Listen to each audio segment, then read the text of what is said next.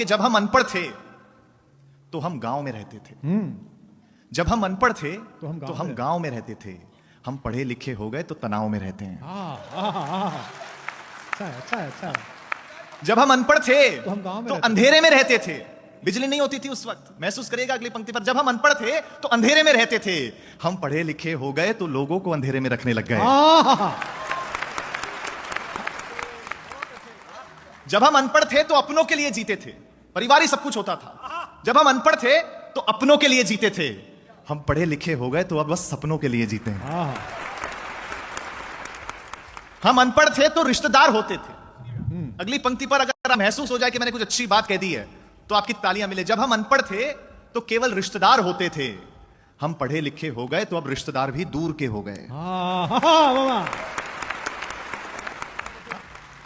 जब हम अनपढ़ थे तो पैसा घर के एक मुखिया के पास होता था और सब सुखी होते थे।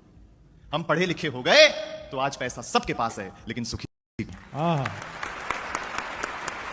जब हम अनपढ़ थे तो परिवार ही बैंक बैलेंस हुआ करता था।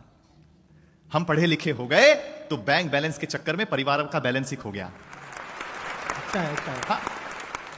देखिए, अनपढ़ों ने हमें दिया बहुत कुछ है, लिया कुछ भी नहीं है। आपका ध्यान चाहता हूं, अनपढ़ों ने हमें दिया बहुत कुछ है, लिया कुछ भी नहीं है। हम वो आखिरी पीढ़ी हैं साहब जिनकी माओ का सोशल मीडिया पे अकाउंट ही नहीं है। कितनी अच्छी बात है। अंतिम दो पंक्तियां कह करके आपसे विदा चाहता हूं। आपको लगे अगर रोहित शर्मा ने अच्छी ओपनिंग कर दी हो तो मुझे तालियों से विदा कर देना कि जहां हर इंसान भोला है, मन का सच्चा है, दिल साफ है। जहां हर इंसान भोला है, मन का सच्चा है, ऐ शहर तुझसे तो मेरे अनपढ़ों का गांव ही अच्छा है। बहुत बहुत धन्यवाद।